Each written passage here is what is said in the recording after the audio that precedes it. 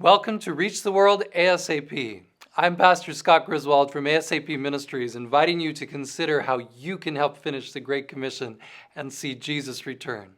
Are you eagerly expecting God to reach sinners, even the worst sinners, through you? I hope today's story inspires you to greater things. When I was a boy living in California, I had no clue what was happening on the other side of the world. Cambodia was turned upside down by war and became known as the Killing Fields.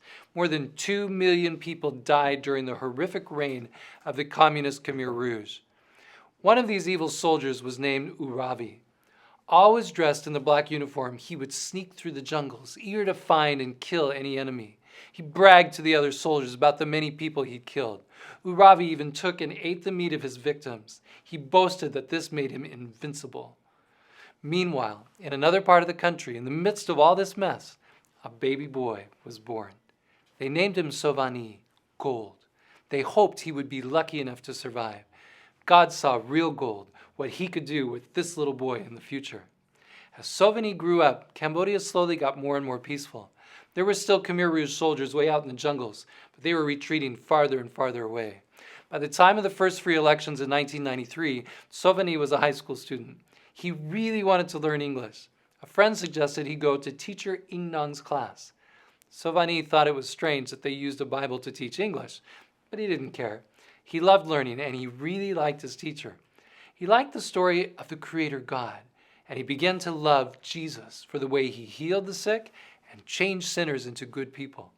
Soon he started Bible studies, and on July 13, 1994, he was baptized. Almost immediately, Sovani told his classmates and family members about Jesus. Pastor Ingnong encouraged him to start his own English and Bible class right at his own house. Sovani was so surprised when 12 of his friends came. They sang, they prayed, they studied together. His uncle was a strong Buddhist, and one day he got upset at their new beliefs, and he said, "I don't want you to do this here anymore." So off Sovani went with his friend to the local high school where his friend's father was the principal. They got permission to have classes right there, and his class doubled in size. 5 Buddhist monks joined. Then someone complained about them again, and the government had them shut the class down. Sovani and Pastor Ingnong began to pray for a piece of land where they could build a church. They had to start with just a bamboo place, and Sovani moved in, and for the next 3 years, as he was going to high school, he was the youth leader and the lay Bible worker. He helped about 3 hours every single day. 2 years after he was baptized, God answered his prayers, and his mother, his younger brother, and his younger sister chose to accept Jesus' salvation. They were baptized, became God's children too. But not his father. Sovani kept praying. Maybe God would change his life just like he had changed his own. It looked like Sovani was headed straight for the gospel ministry, but suddenly he took a job offer to work as a company officer for Kingwood Industry up in the frontier-like provinces of Stung Treng and Krache. For 2 years he worked away. God had his eye on him. The Cambodia Adventist Mission asked him to be a church-planting missionary to the unreached province of Krache. ASAP sponsored him for training under Tim Maddox in the Salt Center in Siem Reap. And somewhere in there, he got married to a lovely Christian lady named Sovan Lida.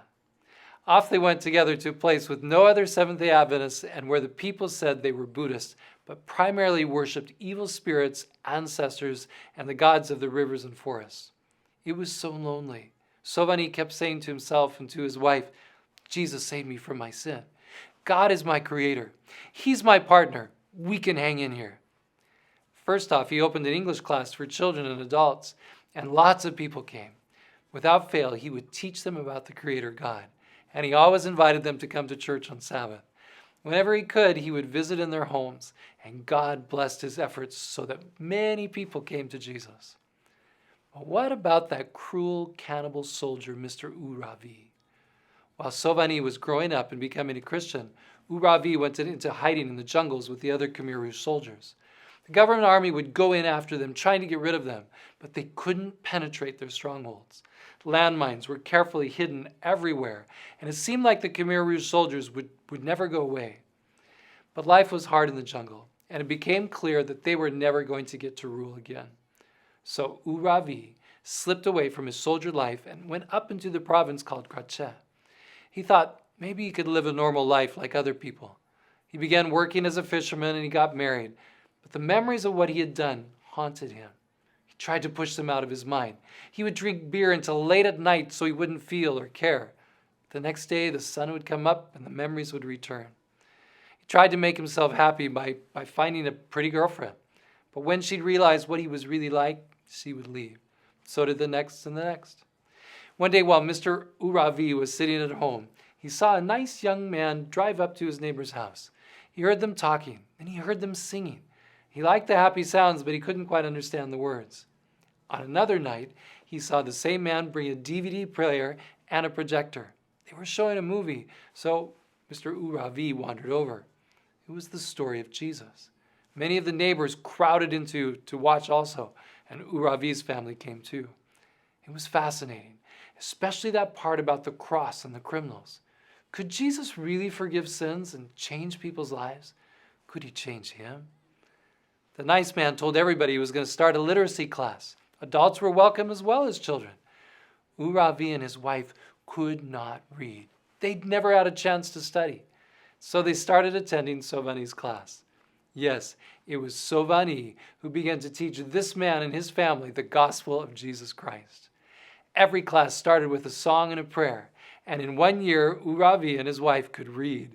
They were studying the Bible for themselves, truly interested. And then suddenly, because Uravi was so poor, he had to move out of his house and off into the countryside far away. Sovani felt like it was an attack from the enemy. He wasn't satisfied with that turn of events. So he got a hold of Uravi and invited him to come back and live with his family on his land. He built him a little house and they stayed there for 2 years. On October 4, 2012, Uravi, the one-time cannibal, his wife, and his son were baptized as Seventh-day Adventists. We recently got to meet them at the Cambodian camp meeting. Every day he tries to study his Bible, listen to the voice of love on the AWR radio station. He now has his own piece of land and a house, comes faithfully to church every Sabbath and pays his tithe. Being a fisherman doesn't bring in much money, so Sovani is trying to help him become a mechanic. His mother-in-law has seen the changes, the huge changes in Uravi's life, and she is now preparing for baptism too. That's the power of the gospel. It only takes one person to affect hundreds, but somebody has to be sent to share with that one person. ASAP long ago encouraged and supported Pastor Ingnong to go to Svay Rieng province and share the gospel. Sovani heard, and later ASAP helped Sovani study and go to a new area. He later became a full-time pastor with the Cambodian Adventist Mission and now oversees some of the ASAP-sponsored workers. He oversees 7 groups in Krache, 3 groups in Mandalkuri, 2 in Stung Treng province, and 1 in Ratanakiri. I'm so excited about that because all 4 of those were unentered areas when I was a missionary in Cambodia. That's why it is so important that we send funds to help these national missionaries have stipends. Each quarter, we must send the specific amount we've committed to Southeast Asia, or they don't have it. We depend through prayer on people giving sufficiently so that we have it. And right now, we need another miracle and a big one.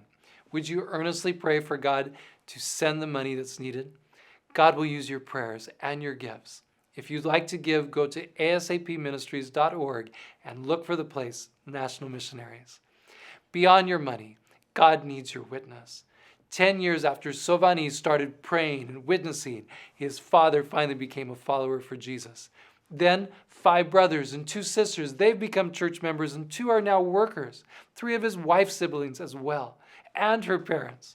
Beyond that, think about Uravi, how he was transformed. God can do great things through you. Are you willing to be used? Expect great things from God, pray for them, and then do everything you can to tell how God has changed your life and other people you know. Help the people you're sharing with believe it can happen for them too. Will you do everything you can to see Jesus return soon? Together, let's reach the world ASAP.